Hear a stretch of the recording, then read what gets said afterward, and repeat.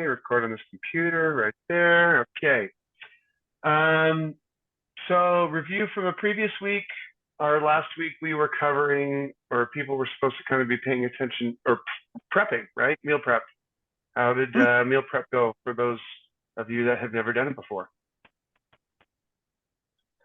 I had a great week with it. Good. With everything. Tell us about it.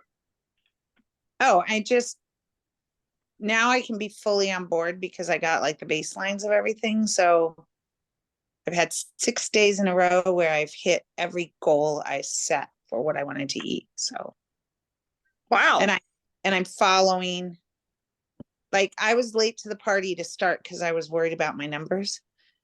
But I was trying before, but now I'm fully on board. So it was just great. Everything was great. I went to the market, I got everything. It's all good. It was easy.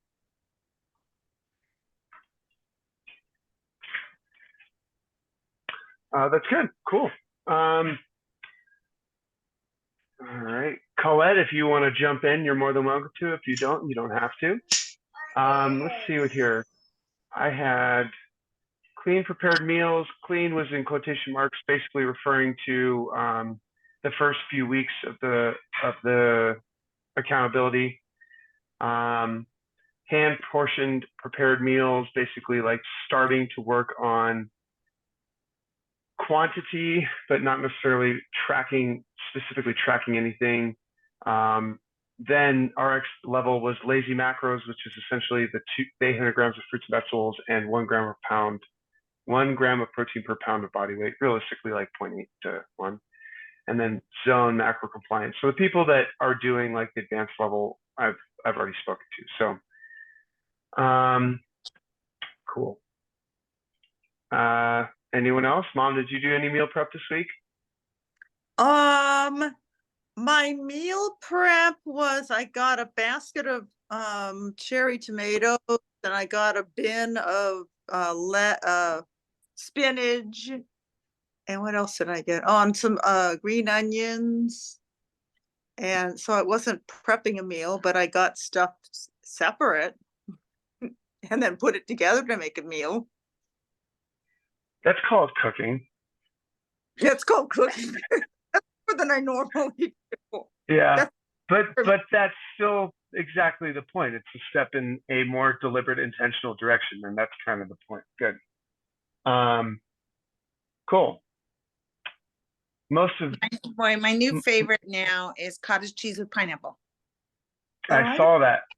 I could eat that every day, all day.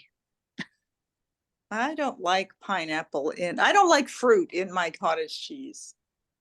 It has a lot of protein. I'm a savorier with cottage cheese and a sweeter with yogurt.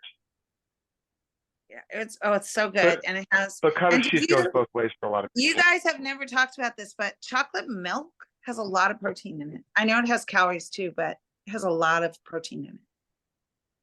Yeah, I got just like normal chocolate milk, not even the protein kind.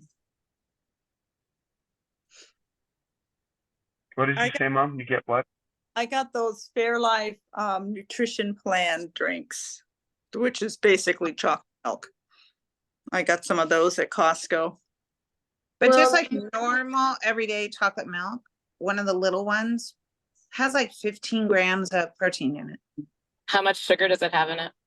I don't know. Let me look. I mean, I have them, we keep them in the house. So I had one the other day and I was like, oh, that's a lot of protein. I don't know if Costco still sells that Mexican hot chocolate that I turned you on to, Will, because I haven't gotten it in a while purposefully, but nice. Then you can mix your own and do it with milk, which also gives you protein, although I've tried to stay away from sweets because I have a really big sweet tooth. Yeah. I'm on my way to Costco, Jenny. I'll check for you. Oh, I really want those Fairlife drinks. Yeah, I do too. I don't think all Costco's had those either. Well, they had the Mexican hot chocolate. They had the core. Or maybe it's a time of year thing. Am I not on? They had the core power and the nutrition, whatever, the two different varieties. And I finally got the nutrition one because it had less sugar, also less protein. But it had something else that I thought, oh, I need that. Maybe it had calcium. I can't remember. They're kind of similar, but they're not the same. And I thought that was kind of weird that they would be different from the same maker, and it's pretty same drink. The price on the core ones, I didn't look at the nutrition, but like it's a 10-pack. And the other one is like a 24 or 18-pack. There's more Yeah. there. I don't think they're the same price. And They're one not- of them had 30 or something grams of protein, and the other one had the other one has less protein than the other. Yes, the nutrition plan has 30 grams and there's 18 in the pack. The core power has 40 or 42. I don't know how many was in the pack, but I know it was more expensive. I didn't really care about that. I was looking for other reasons. Oh, and it also, they're lactose free, which, because I don't do well with that. So that's why I don't drink milk. So that's another good point for those. But I think the core power is also gluten free and the nutrition plan is not. So I don't really know how milk is different, but it is. Yes, so the Fairlife wins, less sugar, but still. If you want an easy protein, that's all you can grab. This regular chocolate milk works too, but yes, this one is much better. Mhm. I have both. And you guys realize that like chocolate less milk is the same milk, right? It doesn't have to have chocolate in it. But I understand Yes, that it chocolate does. makes it way easier to consume. Plus, milk is good for women, in my opinion, because of the calcium. Big We're fan. gonna get into micronutrients next week. So I won't touch on it much today. I will touch on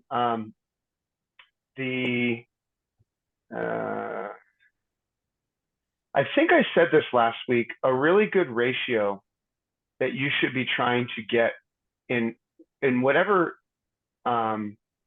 whatever you are trying to achieve or trying to use as a protein source is 10 grams. No. So hold on. Yeah, I think the ratio is 10 grams per 100 calories. Yeah, that's what I read. You Like, told that's us the very that last bottom. week. Yeah, Mhm. okay, good. So like full fat full fat Greek yogurt versus non-fat Greek yogurt, dramatic difference in calories. Almost Mhm. there is a difference in protein, but it's like negligible relative to the number of calories that you're consuming.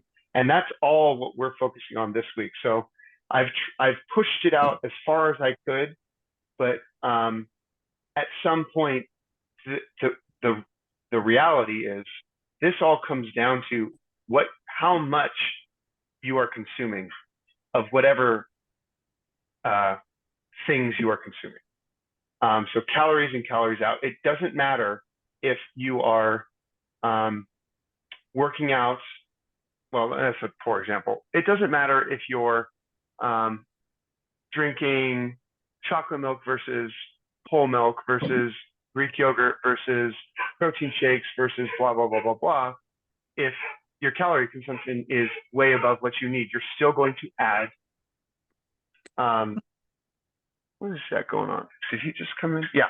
You're still going to be adding fat mass because your body doesn't need those calories. Conversely, if you want to lose fat mass, you have to be consuming less calories than your current body weight requires.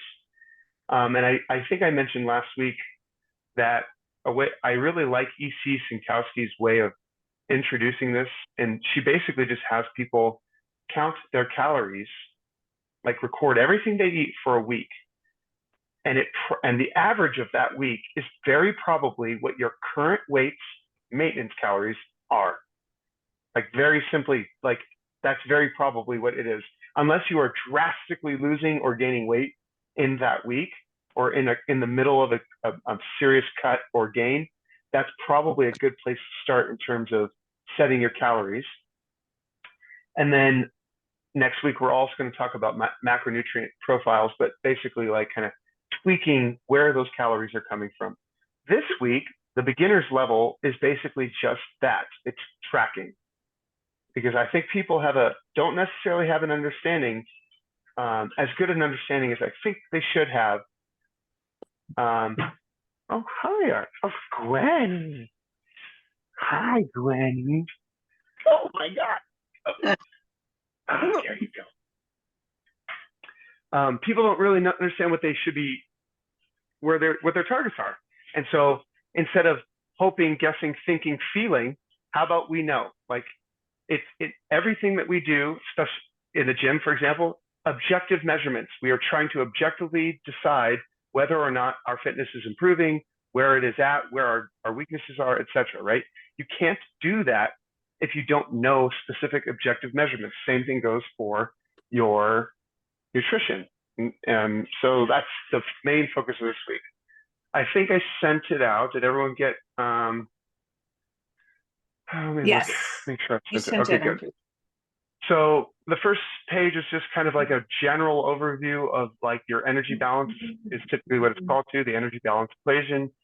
Calories in, calories you're consuming from eating and drinking, calories out. Basal metabolic rate, which is like 90% of your caloric expenditure, has nothing to do with exercise. 95% of it. Like if you do the math, let's just say Jenny's approximately at 1,600 calories to 1,800 calories. Let's use 1,600 as her MyFitnessPal. She's burning maybe 100 to 200 calories, 200 on the very, very extreme end in a CrossFit class. That's 1/16, right? Let's just say 150. That's 10% of her calorie expenditure in a day is coming from working out. The other 90% of it is all of the other stuff that you do during your day. So, I mean, realistically, if your sole purpose was to change your body composition, you theoretically wouldn't need to come into the gym. You just take care of the nutrition and it takes care of everything else for you. We go to the gym, we need to start kind of like changing people's perspective on the purpose of the gym. The gym is not necessarily to lose weight, even though it does aid in that. It's more about building capacity in our bodies and improving range of motion, all the 10 components of fitness that I've been posting about for 6 weeks now, 8 weeks now. Anyway, so yeah, physical activity, thermic effect of food is more negligible than physical activity relative to your total calorie expenditure per day. So there's that. The develop the habit page. So the beginner's level, even though this might sound maybe not a beginner's, like not appropriate, it's not the right word, but like, I don't know. We're at a point where we can't get away from it. You have to start recording, and which would then requires weighing and measuring. So this is going to be a really tough week if people have never done this. But I think this is one of the most valuable exercises someone can possibly do for their fitness, is weigh and measure their food, like hands down. The intermediate level is basically just making sure you're recording your daily intake and then making sure you're hitting your gram per pound of body weight. Then intermediate goal is RX goal, sorry, intermediate plus 800 grams of fruits and vegetables. And then the advanced goal is basically meal prepping all of those things within your targets. So this call today is really actually about what I had intended on having people set up MyFitnessPals. So did anyone have any questions about the worksheet and then anything else that's written up there?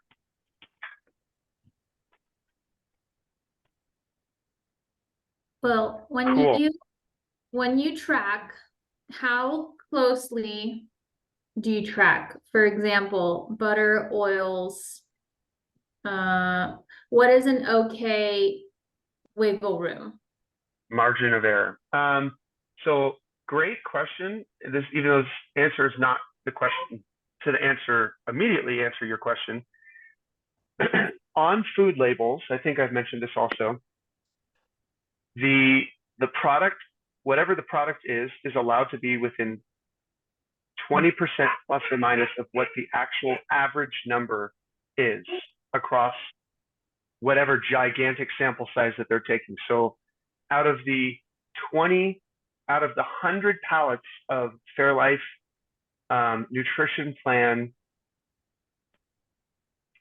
cases, like hundreds of pallets of them, that cases stacked like 5 feet high, 4 or 5 feet wide, right? If you took an average of every single one of those, that center, they're allowed to be plus or minus per bottle 20% less than or 20% more than what's listed on that bottle. Are you only talking calories? I'm talking everything. I'm talking fat, I'm talking fiber, I'm talking carbohydrates, I'm talking sugar, I'm talking protein, I'm talking calories, everything. 20% is a lot. So on this It is Fairlife bottle, it says It's actually 30 more than grams. 20% if you think about it, because what if the low end is what it's closer to? It potentially could be 40% higher than what's written on that bottle.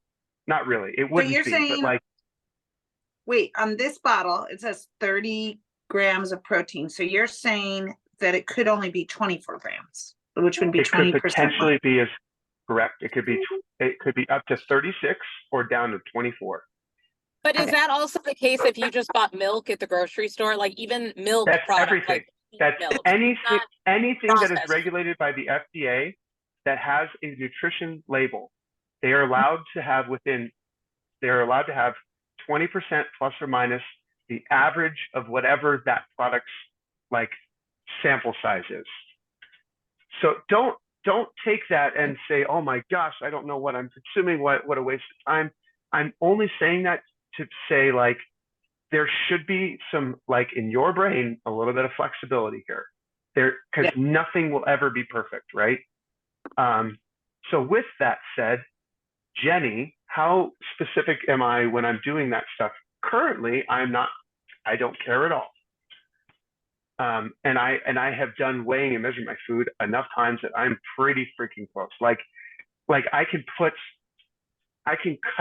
chicken thighs and say, okay, that's approximately 100 grams of chicken thigh, and put it on have you guys seen that pretzel cut, that pretzel thing, that German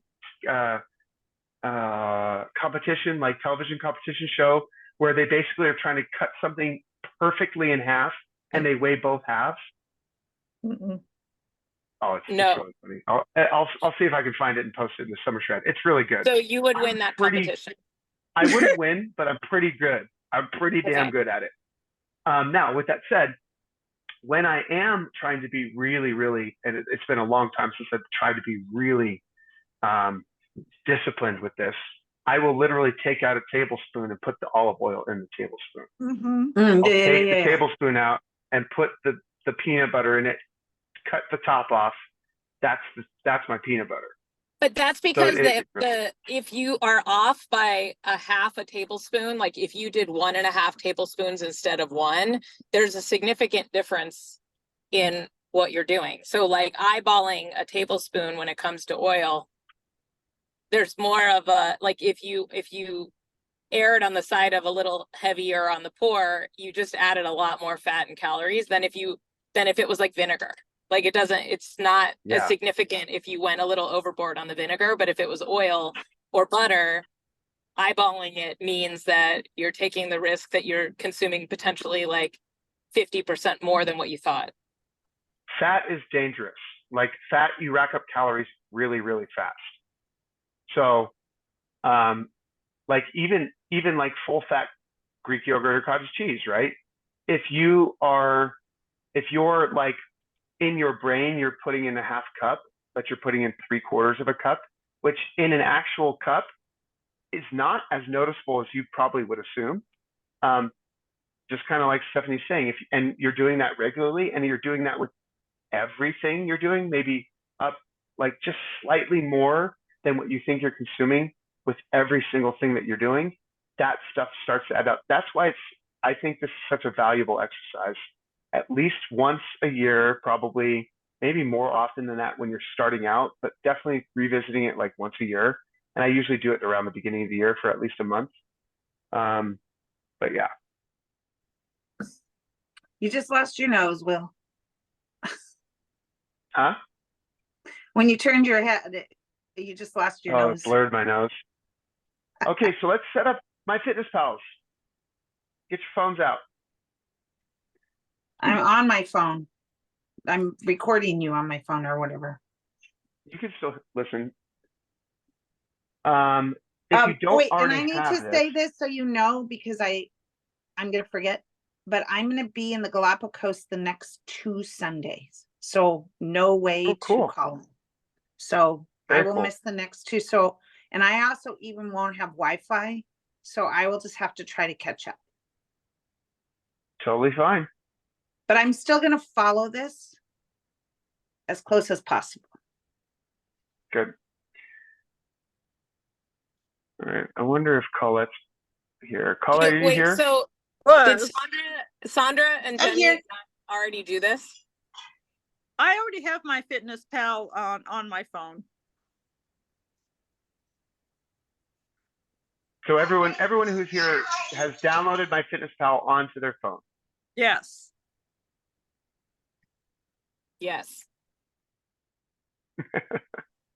Okay. All right. Where did I put it? All right. So when you log into MyFitnessPal, oh, I wonder if I can share. Oh, Is that it would the be one better. that's called Calorie Counter? I think it's called MyFitnessPal. Because there's It MyFitnessPal Calorie Counter. Is that it? I don't know. Let me look it up in the App Store. right now. Icon's blue background with a person doing a ballet jump. Yes, Yeah, it's called okay, MyFitnessPal. Calorie Counter. Okay. Oh, you know what? This isn't going to look the same if I share my screen. Well, that's okay. Oh my gosh. What happened here?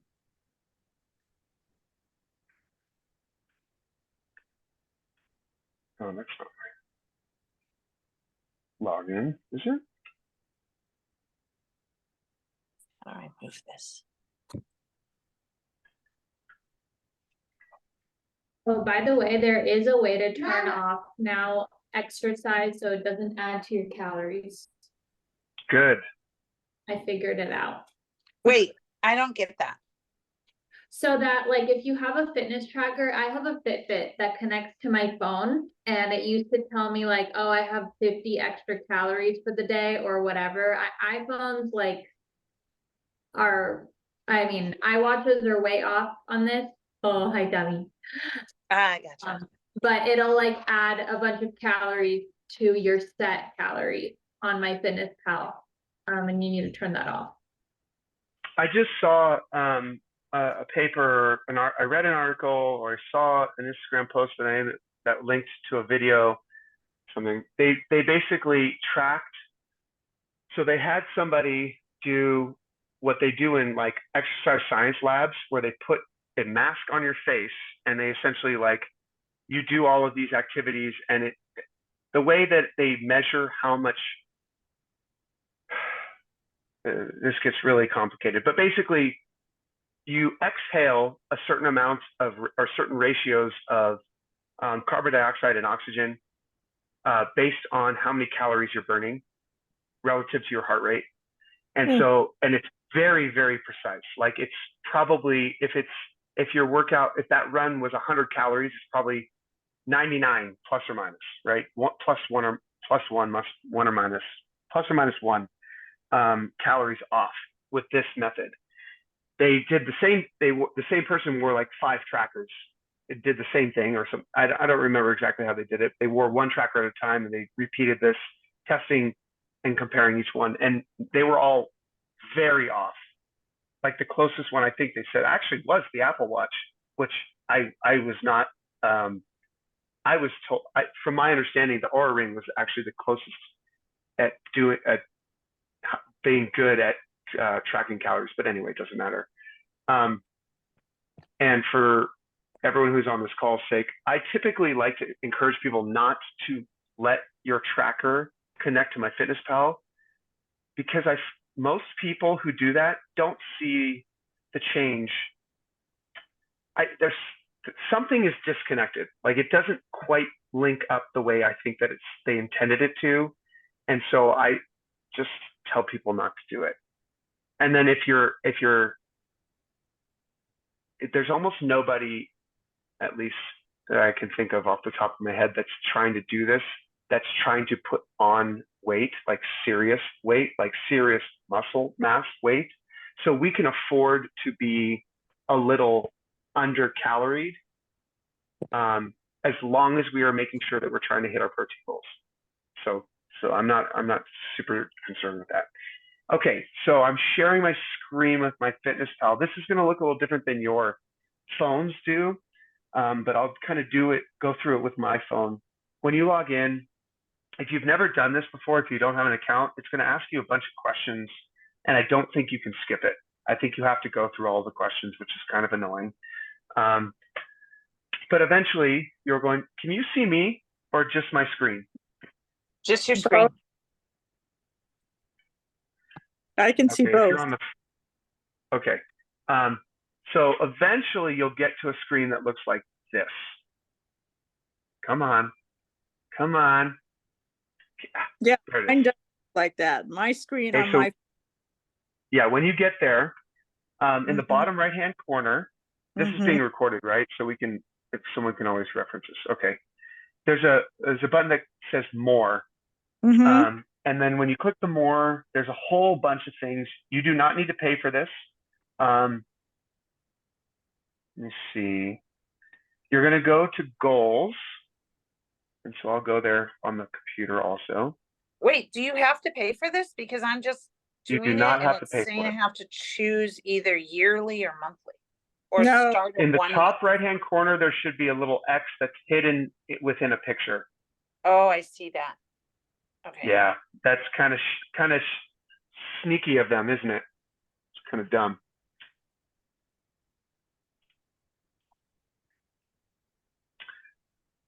Okay. Once you get to that page, once you get to goals, on your screens, it should have a starting weight. So if you've done a recent body spec, perfect. You put that starting weight right there, and you put it. I don't know if you can change the date. Let me see. Yeah, you can even change the date. So if you did it, you could do it in the past and just say that you did your body spec on that day. If you don't know your current weight, just put your starting weight as the body spec weight. And then your goal weight, it depends. So like if we were starting this, if you guys all started, if we were logging this from day 1, 8 weeks from then, I'd like to like set people's goals a little bit more conservative, just because a lot of this stuff, I don't want to overwhelm people with information and nutrition knowledge, and then also make them try and do a serious, what I would call a pretty serious cut, which is like lose a pound or more per week.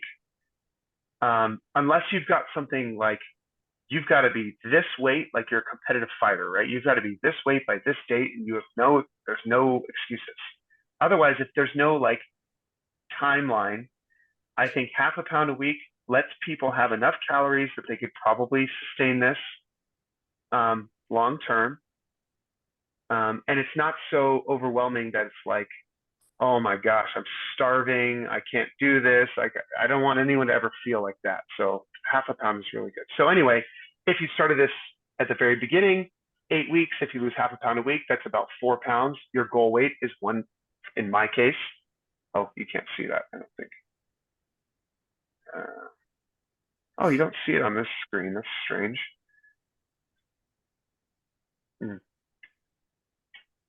No, well, on my phone, it says current weight 190, goal weight 185, lose half a pound a week. And then for activity level, this one's tricky because if you are relatively active in your everyday life, if you would consider yourself an active person, The most active I would tell you to put your activity level at is lightly active. And for the majority of people, I would tell them to put not very active. And what that does, it's going to prompt you and say, if you do this, it's going to change your goals. And that's okay. We're doing this in order on purpose. Like this is the order you would change this stuff in. Because the next thing we're going to set is your calorie, carbs, protein, and fat goals. And I can show you that on the screen.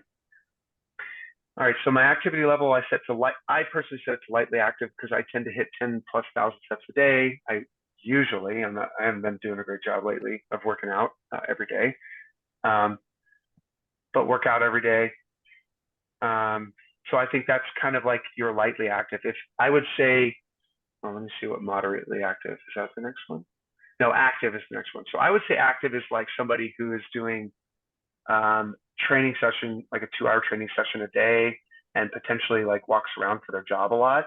And then very active is somebody who's like working out twice a day because they're a competitive athlete or something like that, and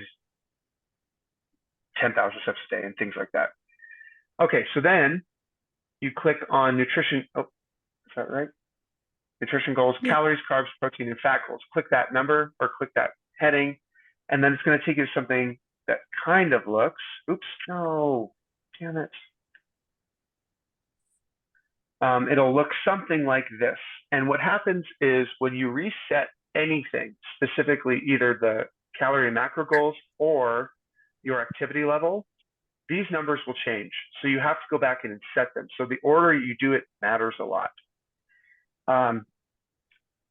What I tend to start people on, and what I would recommend most of you do for now, is I would recommend 35% of your calories are coming from carbohydrates, 30% from fat. Wait, what did you say for carbohydrates?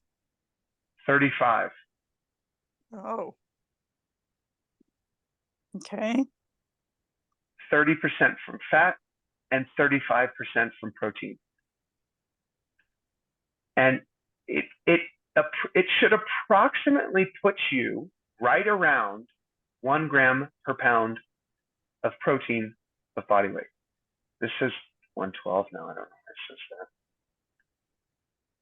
It's weird. Why didn't it say this? But the calories didn't change. Correct. Hmm. So here's the little segue plug for this.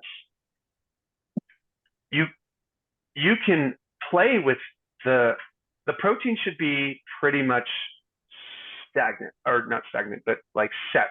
You shouldn't be playing with the protein, especially if you're doing realistically anything. Like even if you're cutting, maintaining, or trying to gain, you have to have enough protein to then build lean muscle mass, which then takes care of a whole cascade of things below it. But playing with the carbohydrates and fat, there's a minimum level of fat that you need to support your hormones, your cell membranes, things like that, like skin, all that stuff. But and carbohydrates technically are non-essential, a non-essential macronutrient. You could live without carbs. That's why Atkins, I think, was the first low carb, super like popular diet back in the day. You don't need carbohydrates. We want them for a number of reasons, besides the fact that they taste good and they're a staple in a lot of our foods and our meals, right?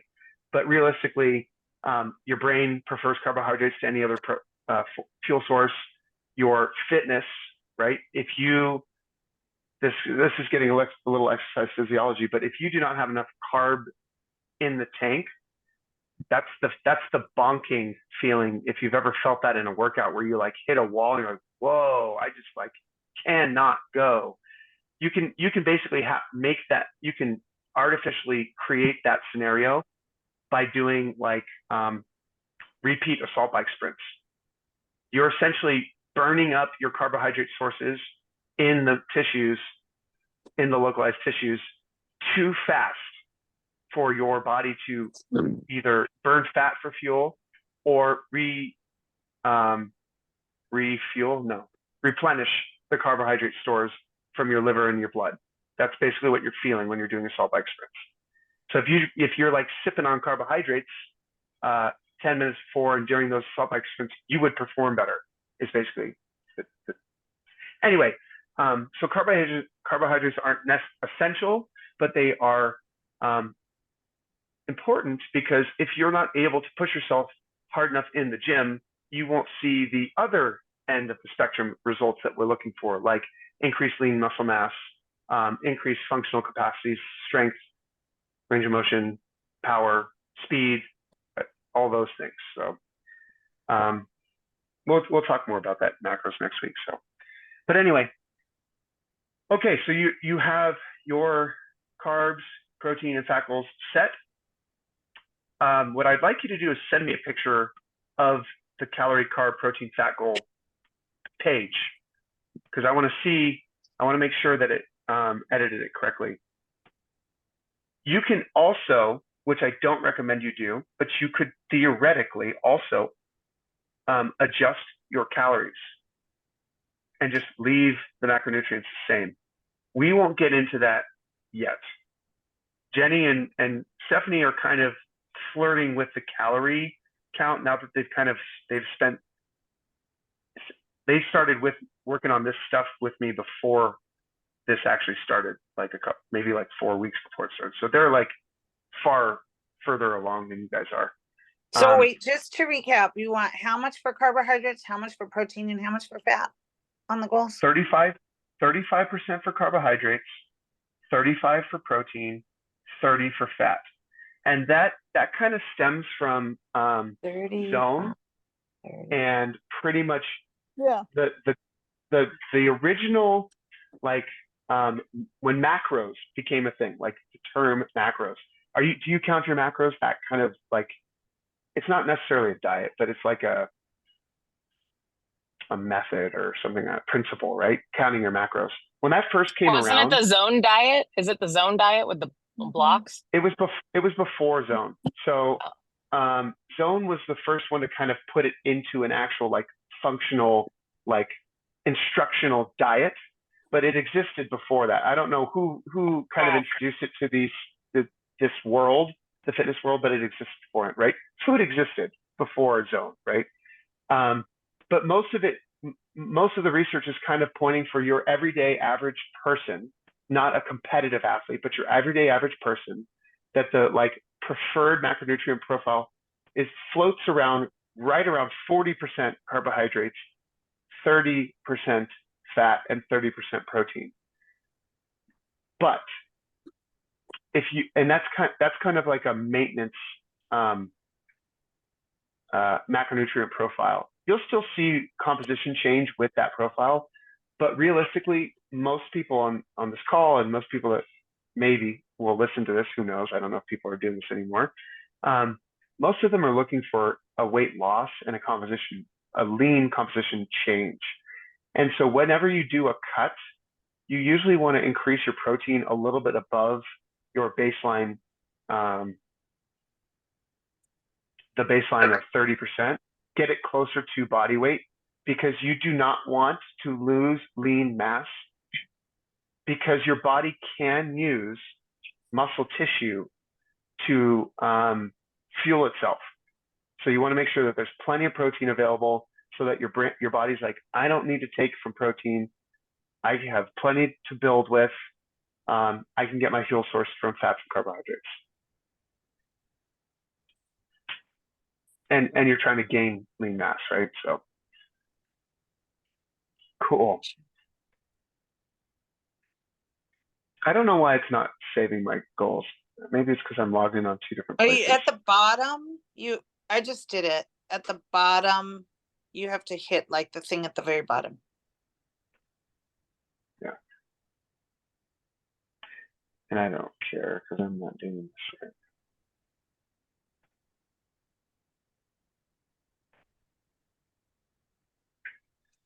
Now, just a little plug here for what Stephanie was saying a little bit a second ago. Here's why, in particular, fats are so dangerous. Isn't the right word, because it's not dangerous in the sense it's going to cause you harm, but it could definitely sabotage your efforts.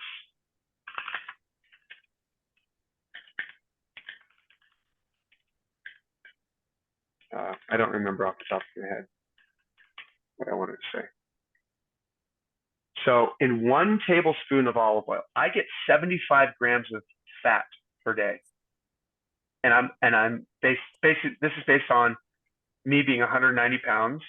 And realistically, I'm probably floating right around 17, 18% body fat right now. So, which means I have a fair amount of lean tissue. In fact, I can tell you. Why don't I tell you that?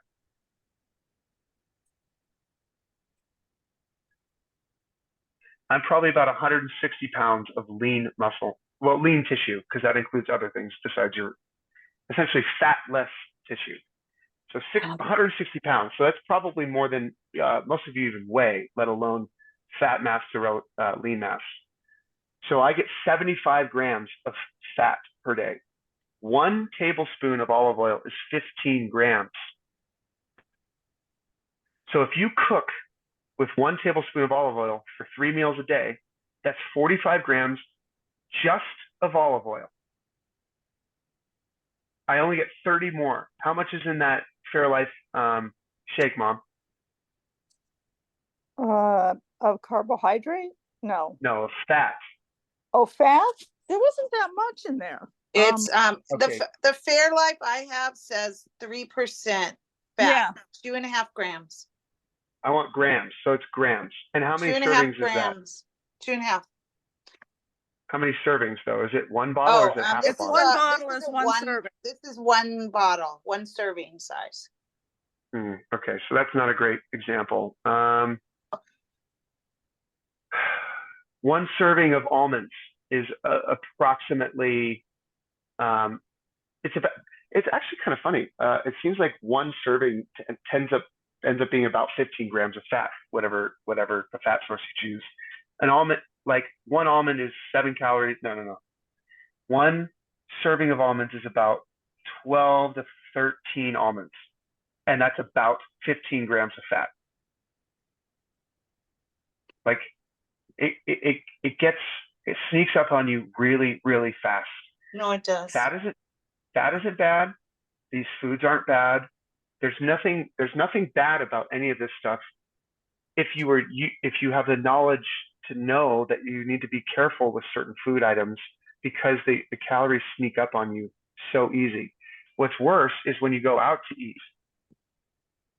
It makes it almost impossible to know how much you're consuming. And that's why people who tend to eat out a lot tend to have a hard time controlling body weight to begin with and body composition as well. So another plug for meal prep, right? It's very hard to weigh your food at a restaurant. When you Yeah. go to Benihana and you see them pour like a cup of oil onto the griddle when they cook your food, it's really gross. And then they add the butter to it. Oh, I just you're went not- to you don't Benihana get- last week. Yeah, you don't get all that in your food, but the point is like it's challenging to stay within. And for everyone who's doing this week, I only want you recording. So like the beginner level is just record. Like try to record everything that you put in your body on your MyFitnessPal. And then Okay. next week we're gonna deal with. I mean, that's the beginner level. The intermediate level is the protein. The RX level is protein and vegetables, kind of piggybacking on stuff that we've done in the past. Next week, we will literally talk about the macros and make sure that we are hitting carbohydrates and fats. Okay, I'm gonna jam out. So thank you so much, and I will get with you guys in a couple weeks. Woo! Have fun. Bye. Thank you. I will be very, very active. Good. Okay, bye. Bye. Bye. How do I log out? I know Stephanie and Jenny don't have questions about this stuff because they've already asked me whatever they possibly could think of. Of course I have Mom, do you have any questions. questions about this? Well, why didn't the calories change? When you change the makeup of the percentages, The calories don't change. So you manually put in the calories? No, I the don't know where I got calories, the calories. it's based on your body weight and your activity level. Oh. All right. And now, with that said, I think Body Spec gives you, I think Body Spec gives you, I don't remember what number they give you for calories. I don't know if it's I think they give you BMR, but. yeah, I'm not sure what my Fitness Pal's, how they equate, because there's no way that the number in my Fitness Pal is your BMR plus your I mean, it's not your BMR. It's your BMR plus the estimated activity level. That's where that calorie number comes from. So I'm not sure how they estimate that, to be honest.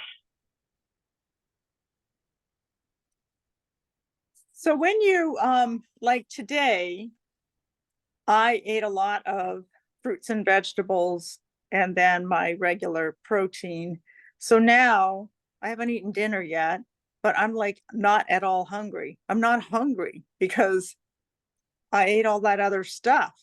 And the fruits and vegetables keep you full. So I don't know, should I force myself to eat or should I just, drink a protein shake that gives me the protein? I know I've had enough fruits and vegetables. I'm not sure what the best thing is to do when you're not hungry. I think it's bad to eat when you're not hungry. Well, that's kind of a tricky question. So let's do my little disclaimer here. I'm not a doctor. I'm not a nutrition. I'm not a I don't even know what the certifying body is that gives certifications for nutritionists.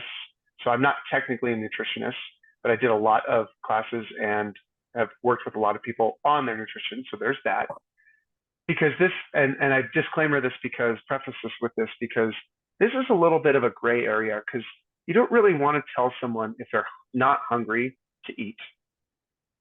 But at the same time, if you've not hit specifically your protein goals, it's probably important that you get some more calories in you. At the same time, you might still just be adjusting to the new way that you're eating. Like when you start to change the way that you eat, you're not used to it, right? So you might feel fuller sooner. You might be hungry sooner. And so it's okay to be hungry. It's okay to be full. I would just base it on what you've got left in your protein. Yeah. And that's another reason why we should be tracking. Because if you don't know, you don't know. What if you've already got it? You just need to space those calories out better throughout the day and feel full just a little bit later in the day. Well, I guess what I'm getting at is 30 grams of chicken. So if I ate 30 grams of chicken to meet my protein goal, is probably more calories than the 180 protein shake. Maybe it isn't. I don't really know. You don't mean 30 grams of chicken. You mean 30 grams of protein from 30 grams chicken. of protein. So 30 grams of protein in chicken. So that, I don't know how big that is or how much that is. But depending on the cut of chicken you have, so 1 gram of protein is about 4 calories. So 30 grams of protein is about 120 calories if it was pure protein, which you get pretty close to in chicken breast, like lean chicken breast. But when you start to get into thigh meat and leg meats, especially leg meat with skin, right? Then you start to add fat to the equation, which ups the calories. So it depends on what you're eating. I guess that's what I'm saying is, does it matter if the 30 grams of protein is from a protein shake or chocolate milk or a chicken breast? It matters when like how full you're gonna get off of a shake versus if you're eating the chicken, like with vegetables or fruit or something, if you're eating stuff with fiber, you're gonna feel more full. So I would imagine it matters in that sense. Like when I just drink a shake, I don't feel full at all. Like it's almost like I had nothing. And I Yeah. feel more full when I eat food, like I had to chew it. And usually if I'm eating chicken breast, I'm eating it with some kind of vegetable. So I'm ending up like with more volume in me than if I just had liquid. Like liquid calories or liquid macros to me, like it's like neutral. Like it doesn't feel like I had anything. That was my problem this weekend, was trying to meal prep and be stuck at a baseball field all day.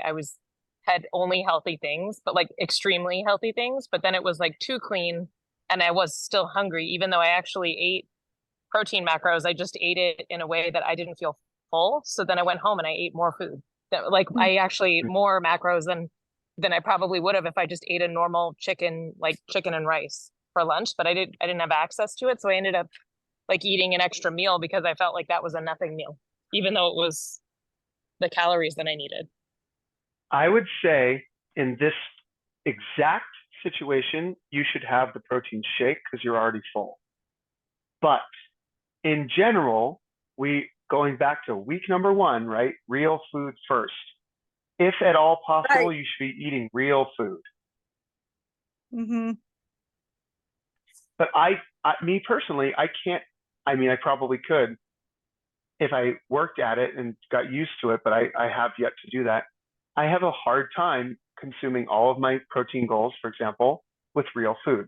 So I supplement it with protein shakes. Mm-hmm. And it's probably not the best. It's not bad. It's not the best, but it's not bad.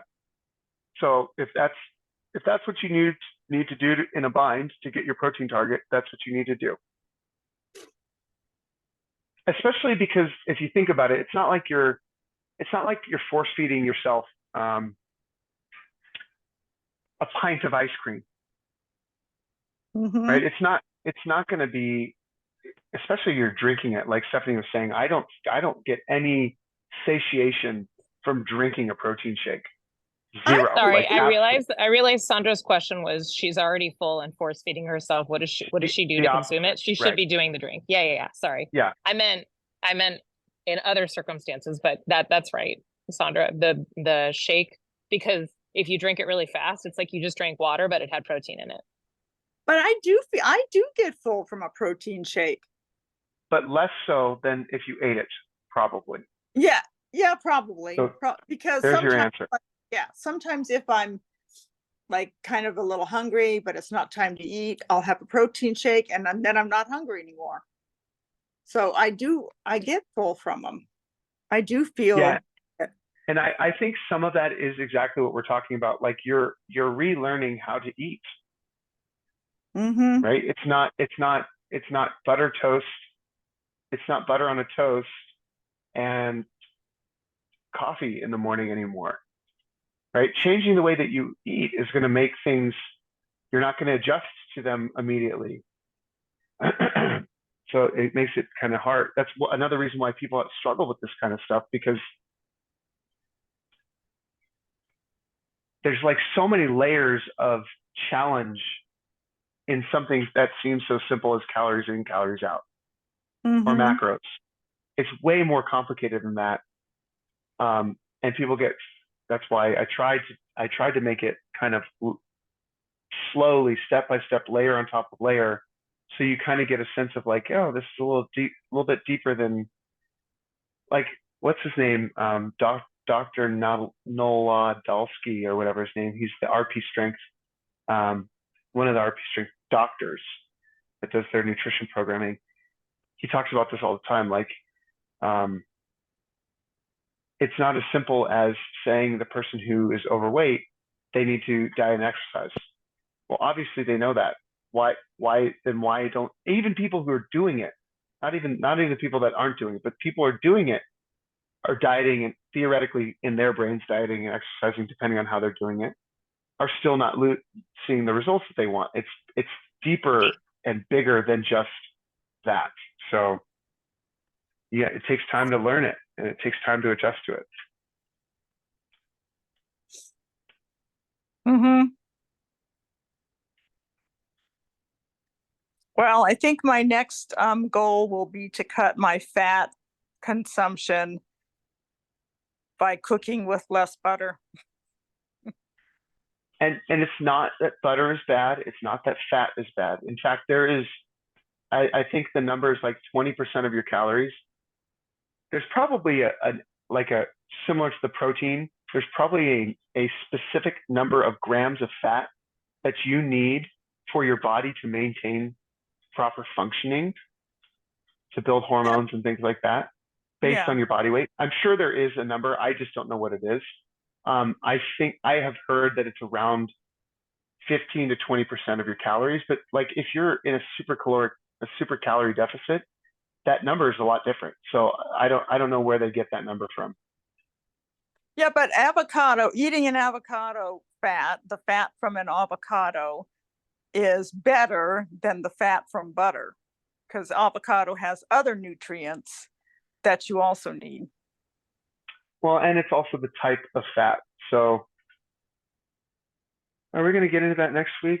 I don't know if I'm doing that next week. There's like mono unsaturated, polyunsaturated, saturated, unsaturated yeah. fat. There's also trans fats. There's all sorts of different variations of it, right? And again, going back to real food first, the real fats that show up in real food are healthier than artificially created fats. So I think we're going to talk about some of that next week. Let me see. I might not have actually included that because that's a deeper dive into chemistry and stuff like that. I don't even have it open anymore. Whatever. ¿Qué más? Yep. Okay. Send me those pictures. I did. I'll see how many people actually listen to this, because maybe I'll do that. You should offer some type of prize to the people that do, like hide a question and have people answer it. Oh, And that's and good. they get something dean- little. The dean of the college I used to work in, she was very verbose. I mean, her emails went on and on and on. And she, every once in a while, she would hide a little pearl at the end. Oh, and I have cupcakes in the office, so come get it or something. So you'd have to read all the way through the whole email to get to the fun part at the end. Usually it was The about continuing legal education seminars, they give you your attendance code partway through randomly, so you have to listen to it to be able to get the attendance code to get credit. Tricky. Okay, goodbye. Okay, goodbye. Bye, guys. Bye.